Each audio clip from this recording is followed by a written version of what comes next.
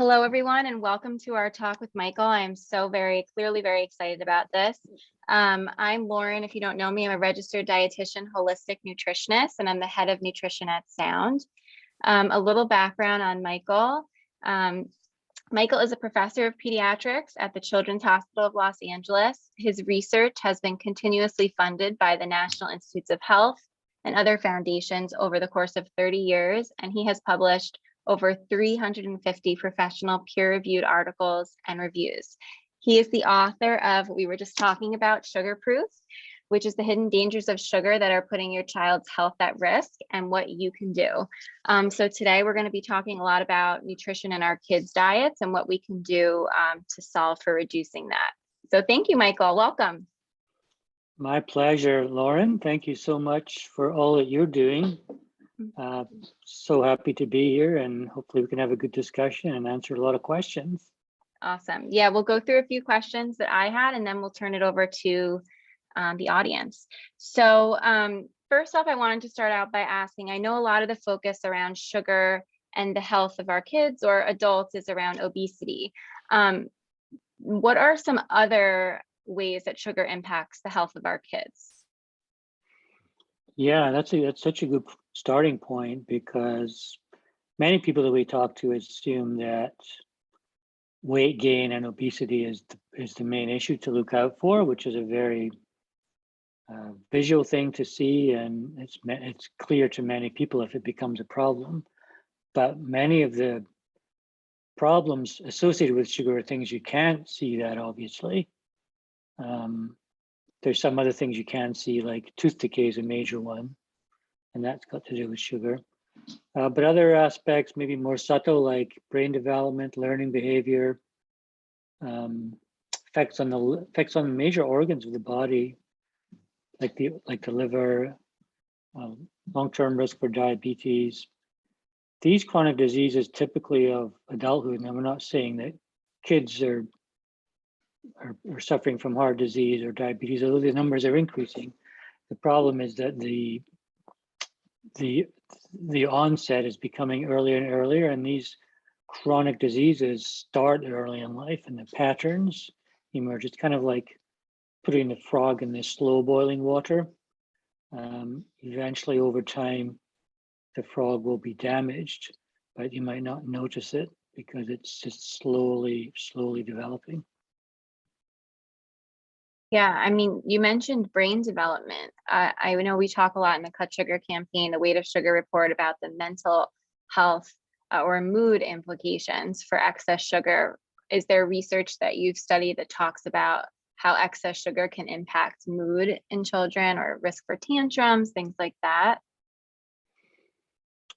Yeah, first of all, there's a link between sugars and just straight academic performance on standardized tests. So studies do show that those scores can be compromised in children who are consuming a lot of sugar.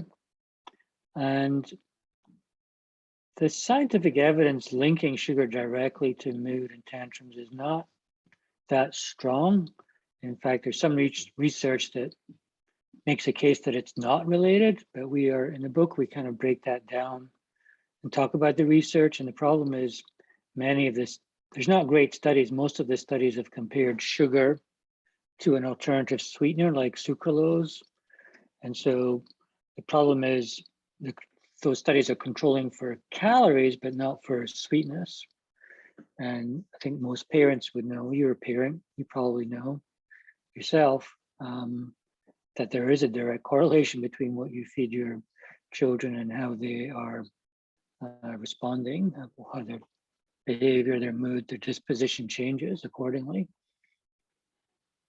Yeah, no, absolutely. I definitely noticed the more sugary snack versus the more well-balanced snack, what happens an hour and a half later can definitely be correlated. And because kids are so efficient at metabolizing, because they're so efficient at wanting to get the energy from the food you give them, they are very susceptible to rapid spikes and crashes, because the spike happens because there's rapid breakdown of the carbohydrates, appearance of the sugars in blood, and then it's pulled out of the blood very, very efficiently. So that's why kids will go from 1 minute bouncing off the wall and the next minute rolling around on the floor. That's a glucose high and a glucose low. Got it. Yeah. So let's back up and talk about then what are those leading causes of or leading sources of added sugars in the typical kids diet that we want to be a little more cognizant of? I think they probably fall into multiple categories. There's the obvious major culprits like sodas, juices, energy drinks, what we call liquid sugar, which I know you're familiar with because your company does a very good job of finding a good alternative. But Thank liquid you. sugar is very problematic. And it's juice, it's soda, it's energy drinks, and all the rest of it. The other category would be hidden sugars. Sugar is lurking in everyday foods like peanut butter, sauces, yogurts, pasta sauces, yogurts, crackers, energy bars. 70% of processed foods and 80% of processed foods that are specifically targeted to children, 80% of those contain some type of added sugar. And it could be over 250 different names for sugar that are used. Right. That is just insane. 80% of the food that's targeted towards kids has added sugar in it. It's just wild. I mean, that's not this one, no. No. This is one of the 20%. Yeah, get those caffeine-free options for the little ones. Yeah, that's just insane to me. I know that you have in your book a list of all of the, or not all of the, but a bunch of the added sugar names or other names for added sugar, which we included and referenced to you guys on our blog post if anybody is interested in checking that out. But so in terms of doable solutions then, you know, if somebody is consuming too much, if their kids are consuming too much juice, for instance, like maybe start with watering it down and then eventually get out of that. What are maybe some doable solutions you have for those processed or prepackaged options? What kind of things do you recommend doing when parents are grocery shopping, or specific brands you might like?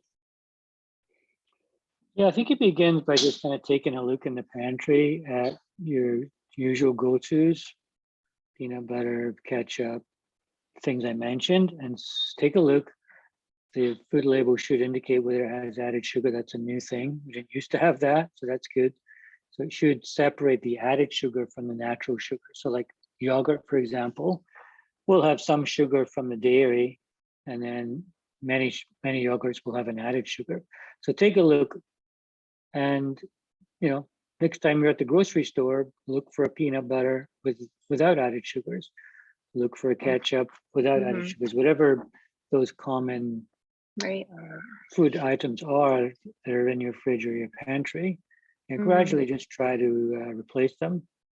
Chances are nobody's going to notice anyway. They may even taste better, and you can actually cut out quite a bit of sugar that way. The other thing to look at pretty closely, especially for young kids, is breakfast, because breakfast for kids tends to be pretty high in sugar for most families. Yeah, those are some awesome tips and some things I definitely, as a nutritionist, dietitians, have spoken a lot about. And I like that those feel doable, you know, like your condiments, your sauces, those kinds of things can be these hidden sources of sugar that we can easily make swaps, and the flavor doesn't necessarily change so much. So I'm sure our attendees have seen, but we partnered with Primal Kitchen, which is a great brand. They don't add any sugar. And we also partner with New Primal. They don't either. They have like jerky, but also condiments. Primal Kitchen has a bunch of salad dressings, ketchup, stuff like that. Yeah, we partnered with them too. They're a great brand. I really like what they do. And, yeah, they're amazing. And then the peanut butter is a great idea too. Like, you don't think about stuff like that has sugar in it, but if you look at the ingredients, if it's peanuts, great. And the yogurt is a great point too, because dairy, just like fruit, has sugar in it. That's what lactose is. So anything that, when you look at the ingredient list, if it says, you're saying things like if it says cane sugar or something like that, then maybe stay away from it, or buy plain yogurt and add your own fruit or something like that into it for sweetness, right? Yeah, I think that's kind of a bit funner strategy. Keep it simple. Start with a very simple base, and kind of doctor it up in your own way, because that is a way that you can control and add fiber if you want, or whatever other nutrients you want to supplement with can be added. Same is true for cereal. That's another clear example. Take a look at the breakfast cereal that you're currently using. Try to look for one with less than 5 grams of added sugar per serving. And many families will think, well, my kids are never going to eat that, but actually studies show that they will eat it. You can, again, supplement that. You can serve it with berries or chopped fruit, or chopped nuts, or whatever it is you want. And kids will actually enjoy making their own little concoction of cereal. Right. And you'll get a much better nutrient density product. I love that. Yeah, get them involved. They want to do it. If they're part of it, then they're more likely to eat it. I've seen that myself. Think of how much fun you have with your kids when you take them to like one of these, yogurt bars where they like pour the yogurt and then they get to add all the toppings. Like, they love that. I'm not saying that's a good exercise, but it shows that they love to kind of make that concoction. You can do that with things like breakfast cereal or with yogurt at home, and it gets the kids involved. 100%. I do that with my little one, my 3-year-old, like put out a few different toppings, yogurt or cottage cheese as the base, and then he can kind of make it his own little fun thing. You can do that with anything. Toast is another example. Yes, I love that. There's no reason why you can only put jam on toast or syrup on pancakes. Those are just kind of traditions that we need to kind of rethink. Throw some almond butter or peanut butter on there and too. Awesome. So, okay, we talked through that. I know that you mentioned earlier about sweeteners and how a lot of brands are not adding sugar maybe, but they might be using alternative forms of sweeteners instead. Is that really any better? Are there, certain ones to look out for? Well, I think it's generally a problem. That's one reason why I like your product, because you didn't fall into that trap. And I see every time I go to the grocery store, I'm like always seduced by these lovely looking drinks. And once in a while, I'll buy one and try it, and then take it home and it tastes weird. And it's because it's got a sweetener in there. So I think, and for many people, the taste is an issue. It certainly is for me. I just don't like the taste of anything like sucralose or erythritol or stevia. Yeah, they can have those funny aftertastes. I know what you mean. And taste is important, right? We actually want to enjoy food. So, plus many of those compounds have other effects on the body. So many of them are calorie free because they're not absorbed. And if they're not absorbed, they just get stuck in the gut, which means gut microbes chew them up, and it can affect the composition of the gut microbiome. Second of all, they're still very sweet. And I think the issue that we're facing in America today is not so much, well, it's partly sugar in the diet, but it's also sweetness of the diet. And studies have shown that habitual consumption of sweeteners, or individuals who are consuming, let's say, sweet beverages, diet sodas, for example, end up throughout the day consuming more calories, not less calories, and more sugar. So it's not helping, it's not resolving this craving. I might even use the word addiction here. It's not solving that problem. So, if you're eating something made with an alternative sweetener, maybe you'll eat 2 or 3 cookies instead of 1 or 2. Maybe you're going to crave more food later in the day. In fact, the issue is, it's true they don't cause a glucose spike, but they cause a glucose crash and hunger. Why? Because the body thinks there's calories because the sweet taste receptors are still activated. Mhm. And once those sweet taste receptors are activated, the body thinks there's calories coming in. If the body thinks there's calories and sugar coming in, what will it do? It will draw it out of the blood, but it's not there to begin with. Mhm. So then you become hypoglycemic, Mhm. hungry. So that's the issue, really. Multiple problems. The better solution is just to use less sugar. Mhm. Use less sugar and see, like you said earlier, see what you're pairing it with. Look at what else is in that breakfast or Yeah. whatever. Um, that's really helpful. I know that we only have so much time, so I want to make sure to hand it over to see if anyone has any questions. That was such great information. I'm over here taking notes. So thank you for that. If anybody has any questions at all, please feel free to share. The bottom right-hand side of your screen, there's a Q&A section. If you can't find that, you can send them through the chat option as well. So I'll give a few Hi, minutes. everybody out there. Nice to see you. Thanks, Lauren, for organizing this. I'm here. Please throw questions my way. Would love to talk to you about what you're dealing with at home. Everybody's situation is very different. That's one of the things we talk about in Sugarproof. There's not a one size fits all. Yeah. Kids are different kids, different ages, different eating styles. Mhm. What are some of the issues that you're all dealing with? Yeah, while we wait for those questions to come in, which I'm sure there will be some, with the sweeteners, are there certain worse offenders than others, do you find?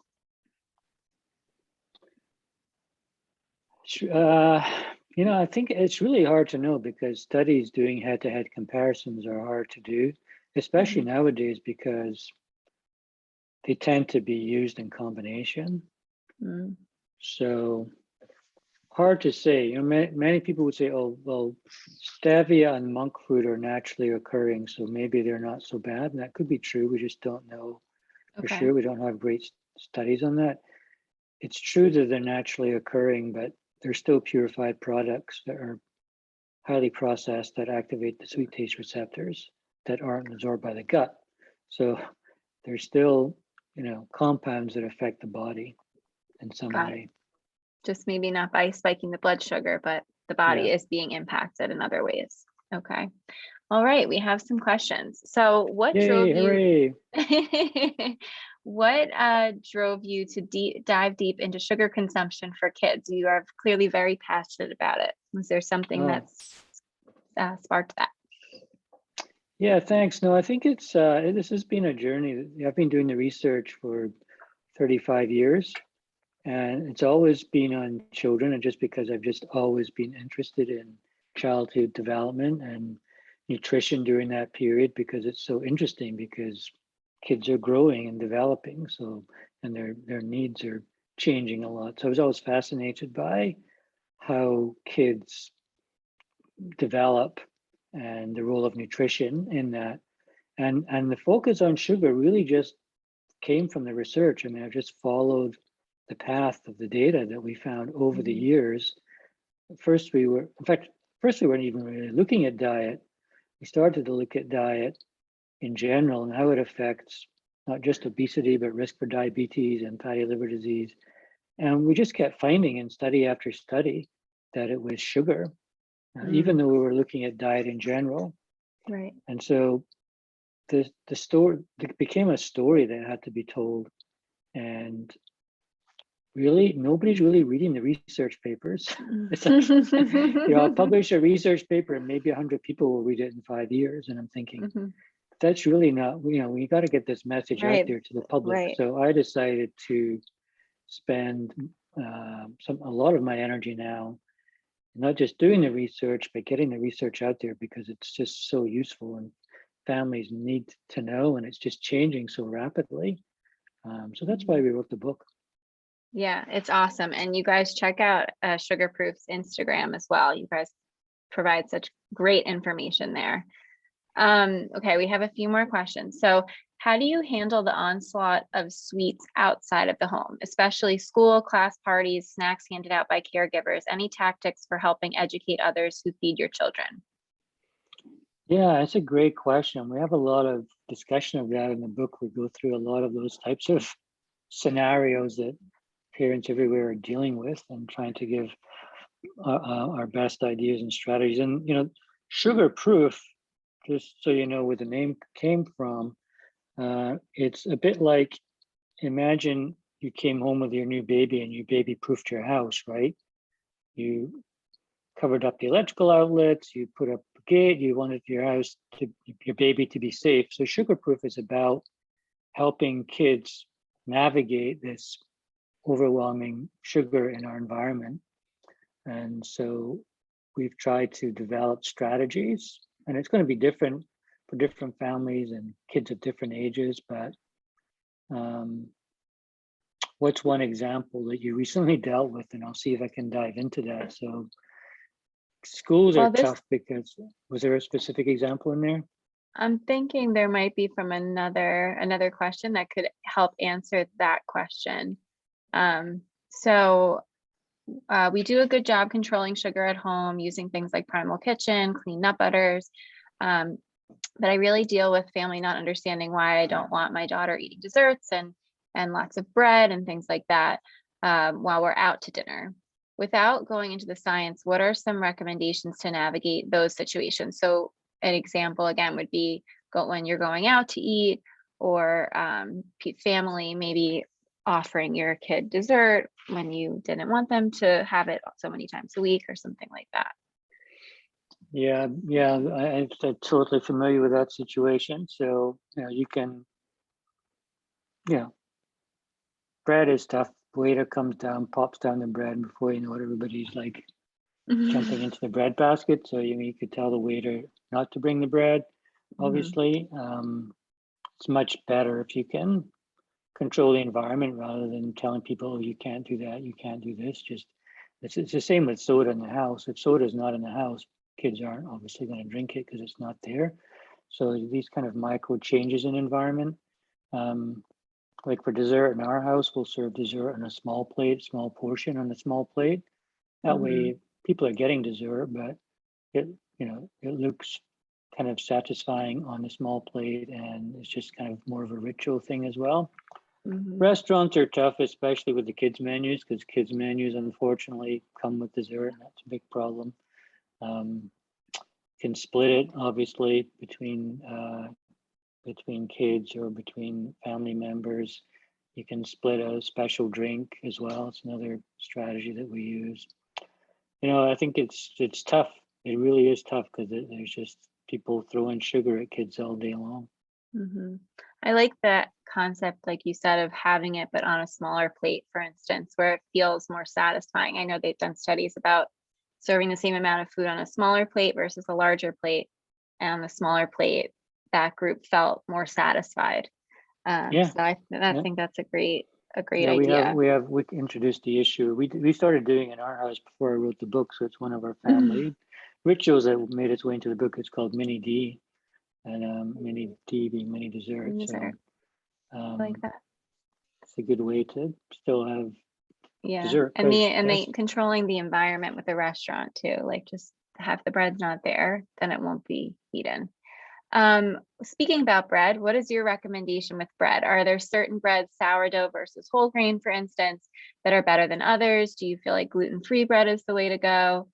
Obviously, keeping in mind ingredients. Is there specific recommendations or thoughts you have on that? Yeah, I think sourdough, I think, would be a good option, especially if it's got a whole wheat base, or at least a partial whole wheat base. There's some evidence to say that it's got some beneficial effects. It's not as glycemic. Gluten-free is a personal family choice, so there's plenty of good options there. And I'd say that really it's more important what you put on the bread. And again, trying to control the portion size. So start off if you can with a sourdough or a whole wheat, but just think about what's going on the bread. I love toast in the morning. Doesn't mean I rarely have jam on it though. I'll put lots of other things on there. So we have to try and kind of tip the balance away from sugar and towards more protein and fiber. So anything with more protein or fiber is going to be beneficial. It's going to offset any glycemic effect from the bread will be offset by what you put on it. Like I like ricotta on toast. It's a favorite of mine, or a thick kefir yogurt. Sprinkle it with some berries or lemon zest. Again, it's very dependent on the age of your kids and what taste they like, but there's a lot of fun stuff you can do. Right. So having maybe like the eggs with on the bread would be a protein, or nut butter is a protein, cheese is a protein, and then fibers would be like any vegetables or fresh fruits, especially berries, things like that. Yeah. Awesome. Okay, I'm going to ask one more question because I know we're out of time. So can you talk about snacks, specifically things that are more processed? It sounds like goldfish, Cheez-Its, things like that, how they can impact our kids' behaviors. Yeah, it's tough to say. I mean, many of those kind of go-to snacks are highly processed, high carbohydrates, starchy. Many have added sugar, and other nutrients. So if you're talking, I think the question is about packaged options at grab and go stuff. So we've posted about some of those on our website. We posted about the Scout bars, for example, are pretty good. The Lara bars are pretty good. Some of the popcorns are pretty good as long as they don't have like palm oil and stuff in it. I love chips. It's one of my I love chips. So just looking for ones that don't have anything added, like added sugar. Yeah, We're looking for those not having vegetable oils in them, or there's some great chip products that are like coconut based, for example, or paleo based. So they have a fat in it to balance out the carb high, the sugar raised. Like the plantain chips, or the chips actually made from not a potato but a plantain. Maybe it's got a bit more fiber in there. Okay. All right. Great. And so just to follow up on that question, the more processed, white flour sort of snacks, what kind of effect does that generally have on our kids? You're saying that their blood sugar spikes quickly and then drops quickly. Is there a time frame that generally happens in, or it depends what the snack is? That can happen pretty quickly depending on the snack. The more kind of simple carbohydrate starchy it is, the more there will be a rapid glucose spike and crash. So it's kind of a short-term fix. You'll sustain energy for the short term, but then it will crash. And that's just the carbohydrates breaking down to sugar, because all carbohydrates is just a long chain of glucose molecules, and that breakdown can happen pretty rapidly. Okay. All right. I think I went through most of our questions. I'm sorry I didn't get to every single one, but we're out of time. I thank you so much, Michael, for joining me today. This was so fun to chat with you, and everyone, just so you know, and this is recorded and will be sent tonight in our email, and you can tune in and watch it anytime. Yeah, I'm going to show off our new. Yes, please. Lauren showed the hardback, and that's available. Yeah, but the paperback will be available in a few weeks.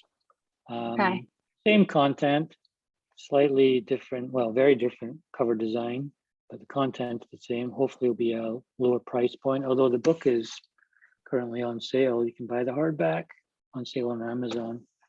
And follow us at Sugarproof Kids. Thank you so much, Michael. Have a wonderful weekend. You too. Take care. Thanks for doing this. Thank you. Bye.